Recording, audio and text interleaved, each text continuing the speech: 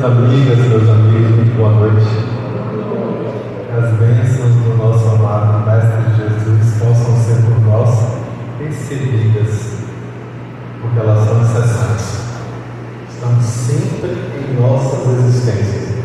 Nós aqui ainda, por ignorância ou descuido, temos dificuldade de enxergá-las. Na noite de hoje, nós teremos a chance de adentrar. Temos a chance de adentrar no 8º capítulo dessa obra maravilhosa que se chama E a Vida Continua, o último livro da série de André Luiz, pelas mãos de Francisco Cândido Xavier. É um livro que foi publicado em 1968, uma obra esplêndida que eu sempre recomendo e considero como o ápice da maturidade do escritor André Luiz. É o último que traz em si todo o amadurecimento do trabalho autoral de André Luiz. E é curioso porque é o único de todos em que ele traz uma informação sobre terceiros. Não é um livro no qual nós vemos André Luiz figurando como sendo um dos personagens da obra. Não tem, você não vai ver André Luiz em nenhum momento nesse livro. Ele não fala de si, mas como bem esclarece Emmanuel na introdução dessa mesma obra, tecendo elogios a André Luiz e o seu trabalho consolador, Emmanuel nos traz a informação de que cada um daqueles que estão ali relatados são pessoas reais. É uma história verídica, não é algo retirado da criatividade do autor André Luiz, muito menos da cabeça de Chico Xavier. É algo que traz um relato de fatos, mas que obviamente explicita Emmanuel. Os nomes foram deliberadamente mudados para que não sejam identificados aqueles que ali perfiguram. Então, com isso, nós vemos que é uma história rica para o nosso amadurecimento. Nós espíritas ainda não nos acostumamos com a ideia de que é preciso estudar constantemente, é preciso se manter firme na leitura.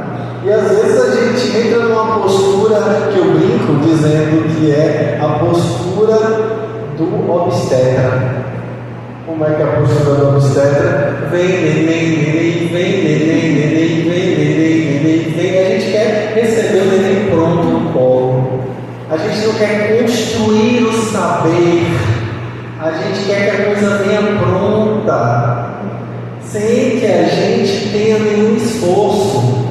Porque a mãe segundo dizem os historiadores, a mãe de Sócrates era uma parteira. E aí ele, curiosamente, ainda na infância, no finzinho da infância, disse: mãe, eu descobri uma coisa, não é a senhora que faz o parto. O parto se faz por si mesmo. A senhora apenas apara o bebê. E aí com isso a gente às vezes fica nessa postura de receptividade.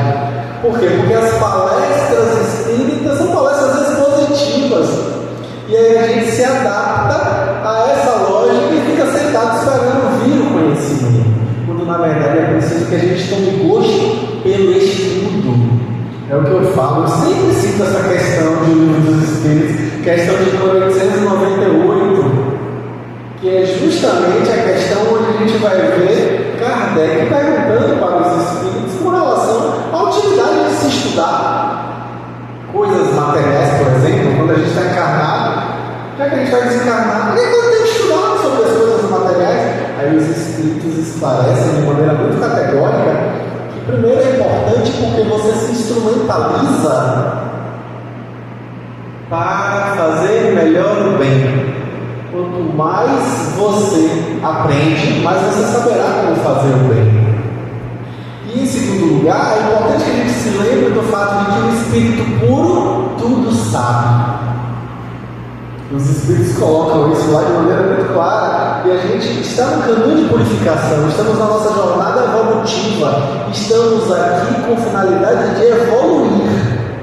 Se a gente está caminhando para este momento em que seremos os Espíritos puros, é preciso que a gente comece a estudar agora e tome gosto pela coisa. E além disso, a gente está lá na questão 780 também, no livro dos Espíritos, veremos, a resposta dos Espíritos é fantástica. Eles dizem assim: a evolução moral decorre da evolução intelectual. Olha que fala importante, porque quando a gente aprende, a gente também aprende a diferenciar o bem do mal, a gente aprende a fazer melhores escolhas. Então, estudar é imprescindível. E aí, a gente vê André Luiz nos trazendo um exemplo que reverbera em nós. Eu digo que esse é um dos livros que meus livros prediletos de André Luiz, porque nesse momento a gente vai ver ele muito menos preocupado em passar a própria experiência, que em si já é riquíssima e maravilhosa, mas muito mais ocupado em nos ensinar a doutrina espírita. É um texto que eu gosto porque ali a gente vê desde o primeiro capítulo o assunto Espiritismo sendo exposto. Ainda que às vezes indiretamente, às vezes diretamente, mas está nítido ali o esforço de André Luiz de passar a mensagem da doutrina que nos reverbera na alma, porque robustece moralmente e intelectualmente a nossa jornada. Na questão de número 165 de O Livro dos Espíritos, Kardec pergunta com relação a esse momento de perturbação espiritual que todo mundo experimenta quando desencarna. Todo mundo, quando morre, passa por um momento de lusco-fusco. É como se ele estivesse acordando depois de uma tarde inteira dormindo. A gente fica assim meio desnorteado: peraí, é de manhã ou é de noite? Que oração? A gente fica com aquela sensação. Pois bem, essa perturbação é algo similar a isso que a gente vive quando desencarna. Passa por um período de perturbação. Aí Kardec pergunta: o conhecimento do Espiritismo faz alguma diferença na duração dessa perturbação? Ao que os Espíritos respondem que sim, que faz muita diferença. Olha que interessante. Então, o conhecimento espírita faz diferença quando a gente percebe o que vai acontecer lá adiante. A gente já tem alguma ideia do que vai enfrentar, do que vai vivenciar. E André Luiz vem nos ajudar através de um exemplo prático. É como se fosse uma parábola de Jesus. Olha que interessante. Jesus percebeu que se a gente recebesse a informação, é isso a verdade, né? Está aqui a verdade. Aí a gente levanta a resistência: não, para lá, mas será que é só desse jeito mesmo? Pode ser de outro jeito. A gente eleva resistências. E aí, por isso, Jesus ele faz o quê? Ele conta uma história para chegar no mesmo ponto. Aí o conceito de parábola, ele dá uma volta. Em matemática, a parábola tem esse formato, né? É um vértice circular, se a gente pode falar dessa forma. É uma curva para chegar no mesmo ponto. Se a gente for numa reta secante, a gente impõe resistência. Então, Jesus contava uma história para passar o mesmo assunto. E é isso que André Luiz faz nesse livro. Ele conta uma história de duas pessoas, Ernesto e Evelina. Ele traz essa história nos fazendo refletir sobre como é o nosso posicionamento quando desencarnamos. A história é curiosa, bem peculiar. Quando a gente pega um livro para ler, menino, mas eu não tenho tempo para ler o livro. Tem audiolivro disponível disponível, você procura nessas ferramentas de vídeo que tem pela internet, mais famosa aí no YouTube, né? Sem fazer qualquer tipo de alusão ou propaganda a isso, mas ali a gente vai ver, por exemplo, pessoas que se dispuseram a ler o livro para quem, por exemplo, como eu, estou lavando meu pratinho ali, ouvindo o livro, estou passeando com o cachorro, ouvindo o livro, estou no trânsito, no engarrafamento ali na frente do shopping da Bahia, ouvindo o livro no som do carro. Ou então estou no ônibus ouvindo o livro. Então tem uma chance de entrar em contato com esse tipo de assunto dessa forma. Olha que interessante, a gente já tem a chance disso. E ainda para os mais preguiçosos, ainda tem mais uma notícia boa. No próprio YouTube tem o filme, porque existe um filme desse livro. Existe um filme chamado E a Vida Continua, que é inspirado nessa obra. Óbvio que o livro passa por cima de um monte de momento importante da obra, um monte de diálogo. Aliás, é uma obra profundamente psicológica. Aqui a gente vai ter a chance de ver André Luiz descrevendo os pensamentos, as sensações dos personagens. E por isso a gente perde muito disso no livro ou no filme. A gente perde muito.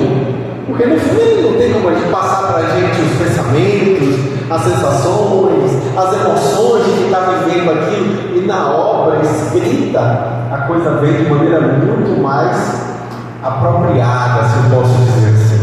Mas tem a chance de estudar dessa forma. Dá uma olhada. Convite de palestra espírita é esse, né? Aquele convite que nos instiga a buscar.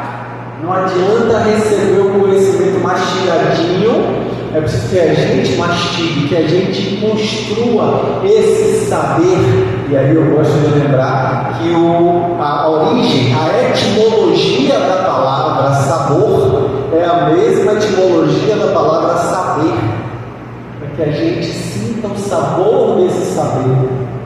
Então, se possível, leiam a obra, até prestigiem a casa procurando na livraria a obra para comprarem e buscarem justamente. Não tenho dinheiro, não tenho como. Ainda assim, você coloca na ferramenta de busca lá na internet o nome da obra e escreve logo depois PDF, você vai ter o livro todo disponível para você de graça online. Não dá para ter acesso a isso. É um livro fantástico e a gente está caminhando aqui desde o começo do mês falando dessa obra. Ele coube o 8º capítulo, depois de que eles dois já passaram, se conheceram de uma maneira um tanto quanto aleatória, não por acaso. A gente que é espírita não acredita em acaso, tá? Isso é importante a gente deixar claro. Não é um acaso, aconteceu de maneira aleatória, mas tinha um sentido, e a gente vai entender isso ao longo da obra. E aí é interessante a gente perceber que eles se conhecem, e é curioso, eles tinham a mesma doença. Ambos tinham um tumor na suprarrenal e estavam prestes a serem submetidos a uma operação cirúrgica para tentar lidar, para tentar enfrentar aquele tumor. E eis que, após a circunstância da cirurgia, ambos desencarnam. Só que eles não sabem disso. Eles acham que estão em um hospital e, por uma curiosidade, eles se encontram. Olha que coincidência! Eles se encontraram. E nesse encontro eles começam a perceber coisas estranhas, como, por exemplo, ninguém visita a gente. Cadê meu marido? Diz a senhora Fantini. Cadê minha esposa, minha filha? Diz Ernesto. Então eles ficam inquietos com isso e percebem um certo burburinho.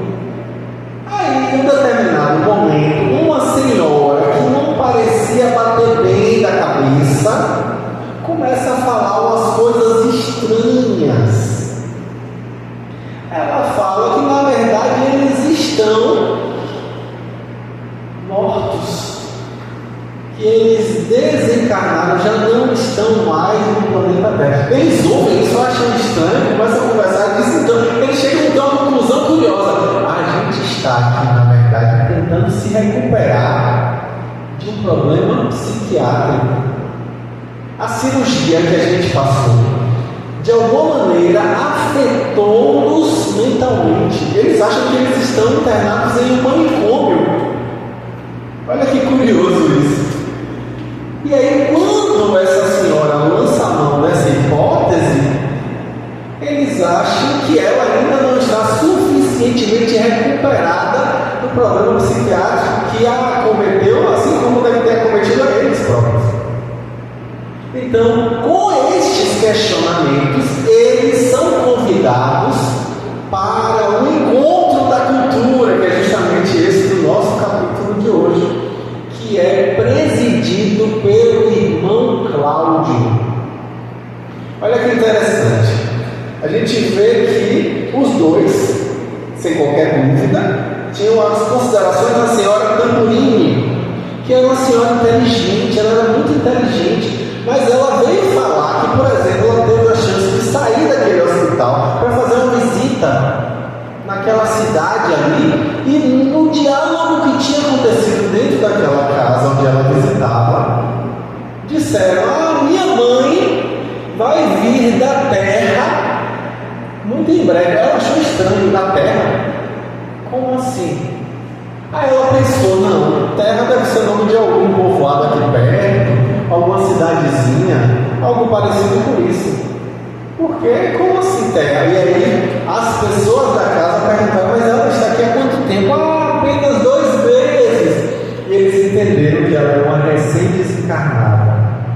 Então, com isso, eles, impactados com essa fala de senhora Tamburini, conversavam a respeito do que estavam vivenciando. Aí eu trago um pequeno trecho do diálogo entre eles. Eles dizem assim: Evelina, sentada no chão nervoso, ao pé de Fantine, que se acomodava no pequeno escabelo, iniciou o diálogo avaliando cismarenta. Ou seja, ela cheia de cisma, começa dizendo assim: de fato, a cada dia me sinto mais leve, sempre mais leve, e com isso vou perder o controle de mim mesma. Noto que os meus sentimentos sobem do coração para o cérebro, à maneira de águas de um manancial profundo ao jorro da fonte. Na cabeça, observo que as emoções se transfiguram em pensamentos que me escorrem imediatamente para os lábios, em forma de palavras, a partirem de mim, quais as correntes líquidas que se estendem para além do nascedouro, terra avante. Só essa fala já é poética, né? Já dá para a gente aproveitar alguma coisa disso aí. Ela começa a sentir que ela está mais leve e que os pensamentos se configuram de uma forma que ela nunca tinha percebido. As emoções vinham e se manifestavam através dos lábios de uma forma que ela achava estranho como a coisa acontecia. Aí Ernesto responde: bem lembrado, você definiu com precisão o meu próprio estado de espírito. Ela responde: mas escute, Ernesto, que vê aqui? Ela fala tocando a base de uma árvore. Ele olha e diz: um tronco. Ela então responde: e ali, no canteiro mais próximo? Ele responde: cravos. Olha aí, uma árvore, flores. Aí ela então pergunta: seria este o mundo espiritual, se a matéria e a natureza estão presentes em tudo, segundo a conhecemos? Ele então responde: concordo em que para nós dois, que não possuímos estudos claros, com referência às nossas atuais condições, tudo isto aqui é absurdo, alucinante, mas... Aí ela pergunta: mas... Ele então: sim, nada podemos afiançar de Afogadilho. Você está influenciado pelas ideias da senhora Tamburini? Ele responde: não tanto, faço minhas próprias ilações. Aí ela vai e pergunta: ou será entes que amamos, por que não nos vieram visitar ainda, nos vieram buscar ainda os seres queridos de nossas famílias, aqueles que nos precederam na vida nova? Nossos avós, por exemplo, os amigos íntimos que todos vimos morrer, cadê eles? Aí Ernesto diz: e quem disse a você que já não terão vindo? Ela pergunta: como justificar essa alegação? Aí ele diz: recorde, Evelina, as lições elementares de casa. O televisor capta ondas que a gente não consegue ver, mas o aparelho transforma a imagem só depois a gente vê. Mas aquelas ondas caminham no ar. O rádio capta ondas radiofônicas que a gente não consegue vislumbrar, mas o aparelho consegue e transforma aquelas ondas em energia sonora e a gente escuta. É muito provável que estejamos sendo vistos e ouvidos, sem que tenhamos até agora despertado a faculdade precisa de escutar e enxergar neste plano. Olha que interessante, hein? E aí, ela pergunta: Ernesto, e as orações? Já que a gente desencarnou, a gente não recebe o benefício das orações das pessoas que ficaram para trás? Meus pais, meu marido, sua esposa, sua filha, será que eles não oram por você? Você não recebe nenhum beneplácito com isso? E aí ele responde: não conhecemos o mecanismo das relações espirituais e nem temos qualquer estudo das ciências da alma. Quem afirmará que não estaremos ambos sendo sustentados pela força das orações daqueles que amamos ou daqueles outros que ainda nos amem? Aí ela pergunta: o que quer dizer? Ao que Ernesto diz: que contas já nos foram apresentadas neste hospital para que paguemos? Aí ela olha, pensa: você, tanto quanto eu, já endereçamos a algum enfermeiro aquela conhecida pergunta: quem paga isso aqui? Quem paga pela roupa nova que a gente está usando aqui agora, por exemplo? Aí ela responde: já indaguei. E qual foi a resposta? Ela diz: aqueles que vos amam. E quem são esses no seu modo de ver? São meus pais, no meu caso, meu esposo. E aí Ernesto diz: eu tenho minhas dúvidas. De início eu supus que estivéssemos em recuperação em um instituto de saúde mental, ou seja, manicômio. Eles achavam que estavam no manicômio. Entretanto, cada dia que passa nos surpreende em nível mais alto de consciência no que diz respeito aos nossos raciocínios. Se nos demorássemos no hospício, depois de algum colapso nervoso, a nossa restauração não seria assim tão rápida. Quebrou-se, porém, o fio da interessante conversação. A senhora Tamburini, a mesma que havia comentado da visita que ela fez a uma casa daquela colônia, vem para chamar eles, dizendo que o encontro da cultura espiritual estava marcado para a noite e já estava próximo de acontecer. Unidos do necessário consentimento, eles dirigindo-se para a organização, justamente buscando o irmão Cláudio, que seria o palestrante daquela noite. Acolhidos com simpatia no recinto, onde eles se instalavam junto a outras 21 pessoas. Olha aí, ao todo são 23 pessoas ouvindo. Eles perceberam um enorme globo no centro da sala. E aí o irmão Cláudio, lá chegando, perguntaram: a senhora distinta pergunta: qual será o tema, professor? Aí ele então diz: da existência na Terra. Em seguida, o esclarecimento, o diretor do grupo teceu preciosos comentários em torno das funções do orbe terrestre na economia cósmica e prosseguiu. Aí é que eu vou ler essa parte aqui, porque é imprescindível essa fala dele. Reflitamos, meus amigos, quem de nós, na atualidade de nossos conhecimentos incompletos, conseguirá deitar sabedoria no campo da inteligência tão só pelo testemunho das impressões pessoais? Opa, ele já desconstrói aí o fato de que a gente às vezes se coloca como referência. Uma coisa só existe se eu consigo ver.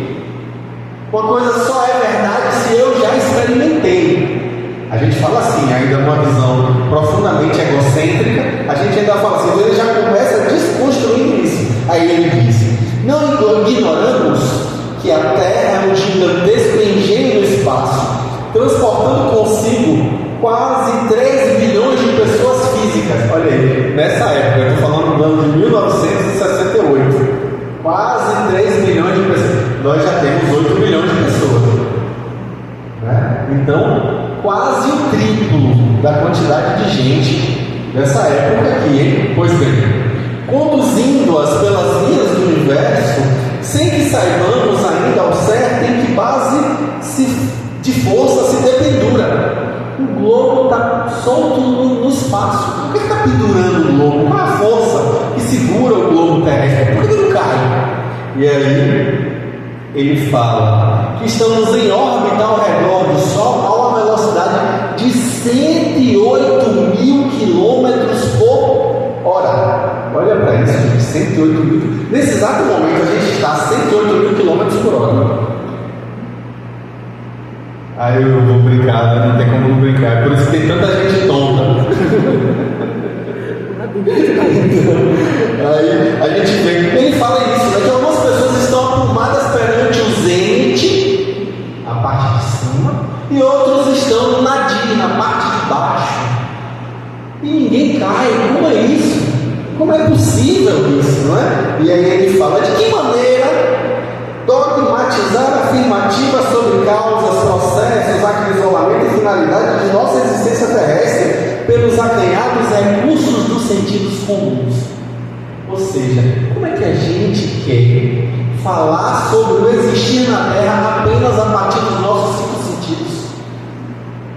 É preciso que a gente alargue horizontes para enxergar para além do óbvio.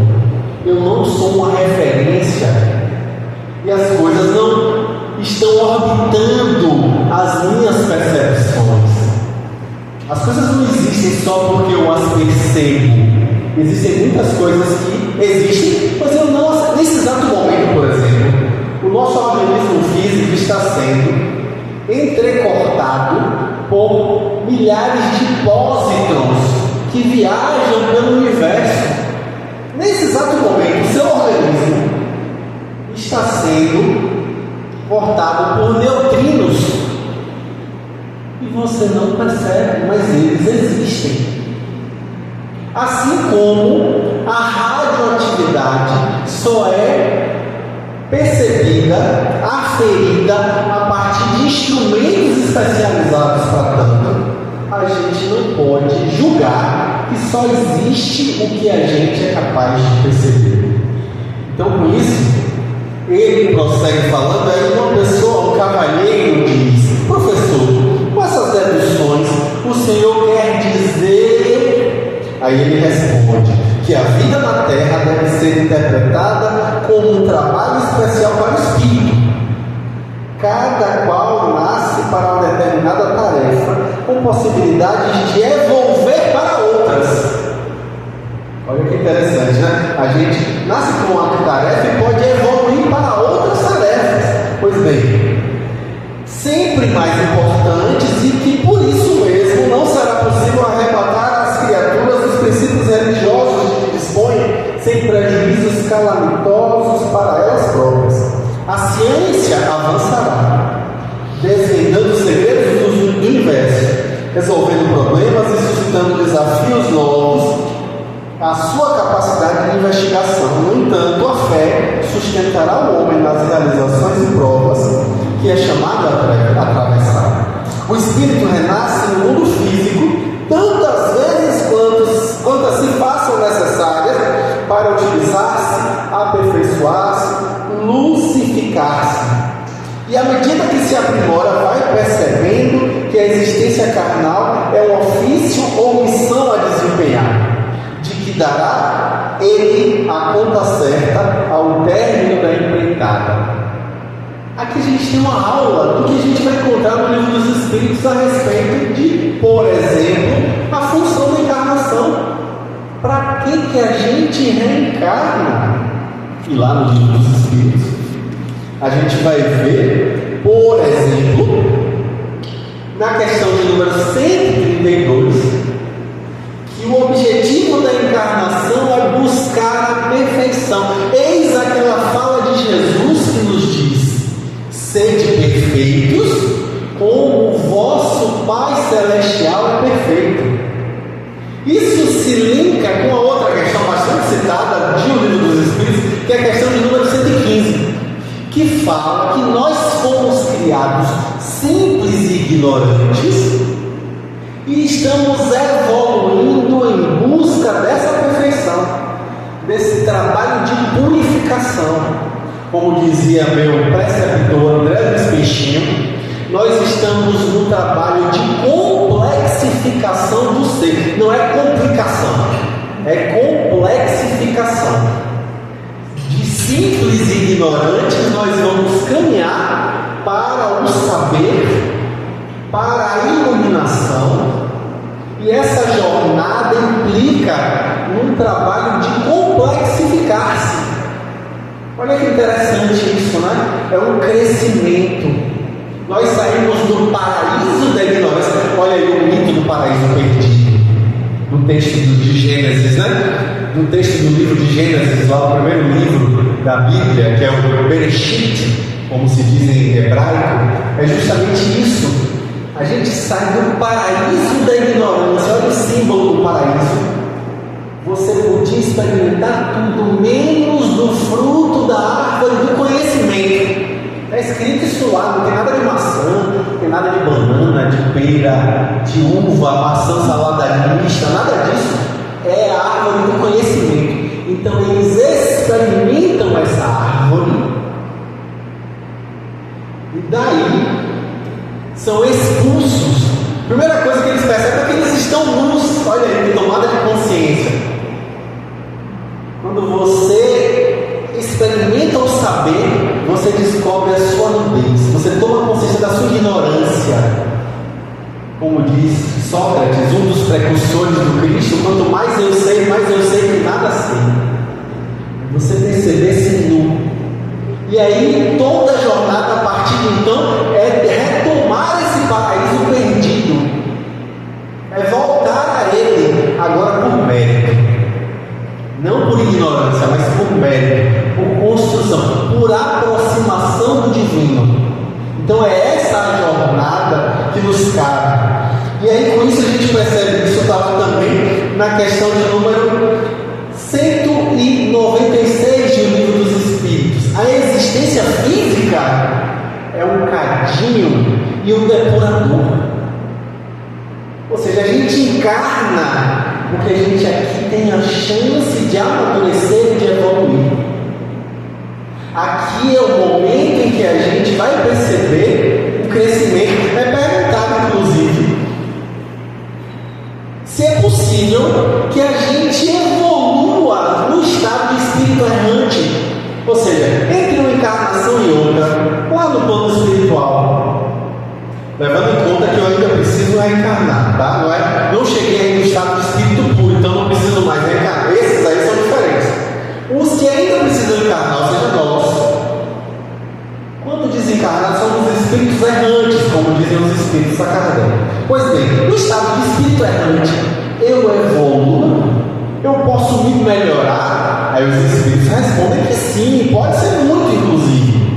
Mas, porém, todavia, entretanto, contudo, nós vamos perceber que é aqui, encarnados, que vamos colocar em prática o que lá aprendemos. E o que vale mesmo é o que você vive, é o que você pratica. É isso que faz diferença.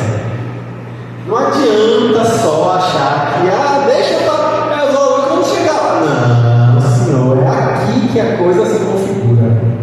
É aqui que a gente mostra que realmente estamos atinados das nossas necessidades evolutivas, do nosso modo de viver. E aí a gente vai ver que essa reunião que é relatada por André Luiz nesse capítulo é uma das reuniões que tem a ver exatamente com o que é dito na questão de número 227 do Livro dos Espíritos, que é o quê? É uma questão que vai falar de que modo, a pergunta é essa, de que modo se instruem os espíritos errantes.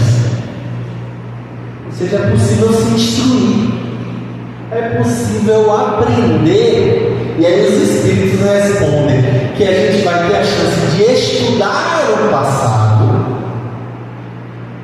incluindo aí o nosso próprio passado, o passado recente, o passado remoto. Nesse momento em que a gente estuda o passado, a gente aprende os meios para nos elevarmos espiritualmente. E aí com isso a gente vai, através de observação, os Espíritos falam isso, observação, ouvindo discursos e conselhos de espíritos mais maduros. Opa, não é isso que acontece aqui exatamente na conversa com o irmão Cláudio? Eles estão ouvindo o discurso de um espírito mais maduro, que vem através da sua fala inspirá-los na sua tomada de consciência de que eles estão desencarnados, de que eles já não são mais, já não contam mais como os espíritos da Terra. Olha que interessante. E aí é perguntado na questão de número 230, 3 questões depois dessa que eu citei: o espírito progride no estado errante? E aí os espíritos falam exatamente isso, né? Que sim, o espírito progride, evolui, mas é encarnando que a gente coloca em prática. É isso que é interessante para a gente perceber. Na questão de número 255, na verdade não é uma questão, é um item, não é uma pergunta, é um item. Um item que Kardec vai trazer um ensaio, não exatamente esse, ensaio teórico das sensações, sobre as sensações dos espíritos.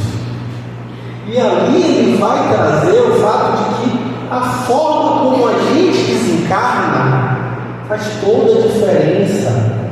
Joana de Ângeles fala, né, que morre-se como se vive. Eu gosto dessa frase, porque é exatamente o que a gente vai encontrar, por exemplo, na obra de Otília Gonçalves, pela psicografia abençoada de Divaldo Pereira Franco, quando ela vai trazer a experiência pessoal dela, ela que foi uma das fundadoras da Mansão do Caminho junto a Divaldo, que no momento de desencarnar, titubeia, preocupada com os destinos dos seus.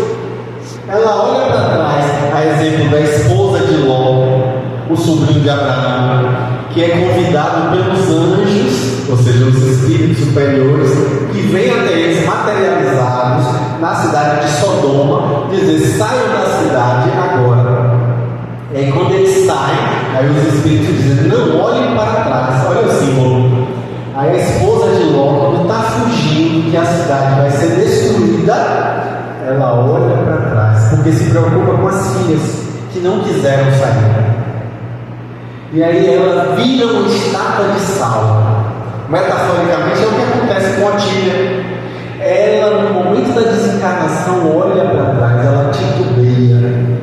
E como está no livro tibetano dos mortos, é preciso que a gente tenha muito cuidado com o momento da morte, porque nesse instante, se a gente olhar para trás, a gente vai alargar o nosso estado de perturbação espiritual pós-morte.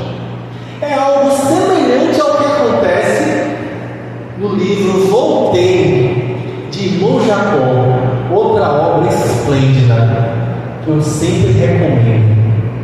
No livro Voltei, a gente tem, na verdade, Irmão Jacó é o pseudônimo de Frederico Figner, que foi um dos diretores da Federação Espírita Brasileira, que inclusive se tornou espírita depois de ser ateu e materialista. Quando a filha desencarna, imagina a dor de perder uma filha, né? Quando a gente perde um pai, a gente fica órfão. Quando a gente perde um esposo, a gente fica viúva, né? Tem nome para isso, mas quando perde um filho não tem nome, é a dor sem nome. E aí ele perdeu a filha. Aí a esposa, angustiada com isso, soube de uma médium em Belém do Pará que fazia materializações de espíritos. E ele, sem querer ir, ele não queria ir, mas para não desagradar a esposa, eles vão do Rio de Janeiro para Belém. Quando chegam lá, ele fica estupefato, porque ele tem a chance não só de conversar com a filha, mas de abraçá-la, materializá-la. Aí naquele momento ele se torna espírita, volta para o Rio de Janeiro, passa a estudar, vira um grande estudioso a ponto de se tornar um dos diretores da Federação Espírita Brasileira. E aí o que acontece? Ele pede em segredo nas suas orações que esteja consciente no momento da sua desencarnação, para poder ter a chance de voltar e descrever como foi. E é o que o livro faz. O nome do livro é Voltei. E ele descreve ali naquela obra maravilhosa como foi. E a gente vai ver que, apesar de todo o trabalho dele, viajar, fundou casas espíritas, fazia palestras, fazia trabalho de desobsessão, ainda assim ele experimenta dificuldade no processo da desencarnação. E ali ele descreve o que acontece, a angústia dele de ver, por exemplo, outras pessoas passando ali, espargindo luz de si, enquanto ele olhava para si mesmo e ficava angustiado vendo que ele não tinha luminosidade alguma. Até que, não vou dar spoiler, a palestra espírita serve para isso, para que a gente consiga ler, estudar e buscar o saber, para perceber qual foi a experiência dele, para isso nos inspirar, para isso nos mobilizar, para que a nossa própria experiência também traga esse amadurecimento que ele traz na obra. Ele, no momento da desencarnação, ainda fica com aquele pânico, aquela ansiedade. Pois bem, para que não aconteça isso, a gente tem chance de aprender, de crescer com isso. E a gente vai ver no ensaio teórico sobre a sensação dos espíritos o que é que Kardec tem de informações preciosíssimas que nos ajudam a perceber, por exemplo, que morrer não dói. A gente tem medo, né? A gente tem medo de morrer dói. Os espíritos falam claramente que morrer não dói. E a gente com medo disso. Eu brinco sempre dizendo isso, um dos momentos mais impactantes da minha vida, de beira à morte, né? de proximidade da morte, meu receio não era o morrer, era não ter vivido tudo que eu ainda precisava viver. A gente precisa olhar para si e se perguntar: será que eu já vivi tudo que eu preciso? O que está faltando aí? O que eu preciso fazer ainda que eu não fiz? Quais são as demandas que ainda estão em aberto? Como eu posso maturar o meu espírito a partir da minha prática, da minha vivência pessoal? Não só de conhecimentos teóricos, mas como eu posso me robustecer? E aí Kardec pergunta, né? Por que a gente, na questão 319, por que a gente ainda vive espanto depois que morre? Já que a gente já morreu tantas vezes no passado, por que a gente ainda tem esse espanto, ainda tem essa inquietação? Aí os espíritos vão falar justamente dessa perturbação que é natural ao processo, que à medida em que a gente se desmaterializa, essa questão é imediatamente anterior, 318, é o momento que ele vai falar que as ideias dos espíritos se modificam no estado errante. E aí os espíritos vão dizer que se modificam muito, porque à medida que a gente se desmaterializa, mais as nossas ideias se aproximam da verdade. É aí que a gente vai ver, já estou dando spoiler do livro, lá adiante, Ernesto e Evelina conversando telepaticamente, sem precisar articular a palavra, porque eles vão lentamente se desmaterializando e se identificando como espíritos. E já não precisam mais da palavra articulada, apenas o pensamento é suficiente. Mas olha que interessante, como a gente aprende com tudo isso. E aí, fechando a minha fala, Kardec, na questão de número 573 do Livro dos Espíritos, vai trazer que a missão dos encarnados, o fato da gente estar aqui encarnado, para que a gente está aqui encarnado? Qual é a nossa missão aqui? E ele vai dizer que é instruir os homens. Ou seja, olha que importante perceber isso. A nossa missão educacional, a gente aprende uns com os outros, no contato com o outro. Eu me lembro de Roberto Crema, quando ele diz que ninguém muda de ninguém, mas ninguém muda sozinho. Nós nos mudamos na relação. Olha que fala importante. Roberto Crema, que é um psicólogo transpessoal, que se inspira numa fala de Paulo Freire, né? Que Paulo Freire falava que ninguém educa ninguém. Ninguém se educa sozinho. Nós somos educados, mediatizados pelas relações. Então é exatamente isso, né? É instruir os homens, auxiliar o progresso, a missão humana, e melhorar as instituições. E aí eles falam uma frase que eu adoro, que tudo se encadeia na natureza. E cada pessoa tem uma função. Cada pessoa, na sua atuação no planeta Terra, seja você um lavrador, seja você um assessorista, seja você um professor, um cientista, seja você um auxiliar de serviços gerais, você tem uma função. E o seu fazer contribui para a coletividade. Olha que interessante para a gente tomar para si e perceber a importância da nossa contribuição pessoal para transformar o planeta Terra em um lugar melhor.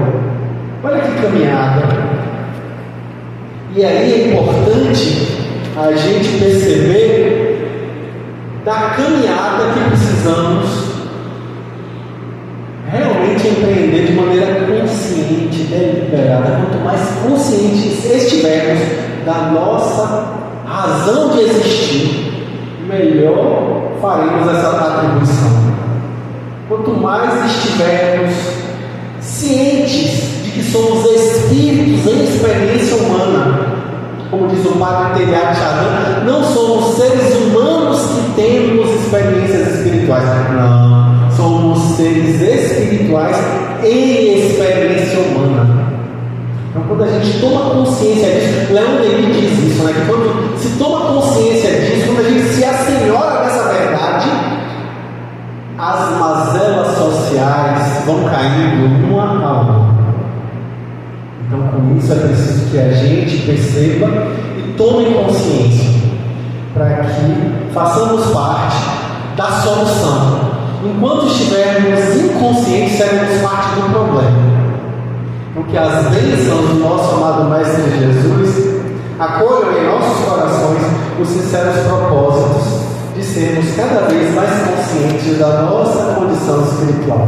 Que assim seja.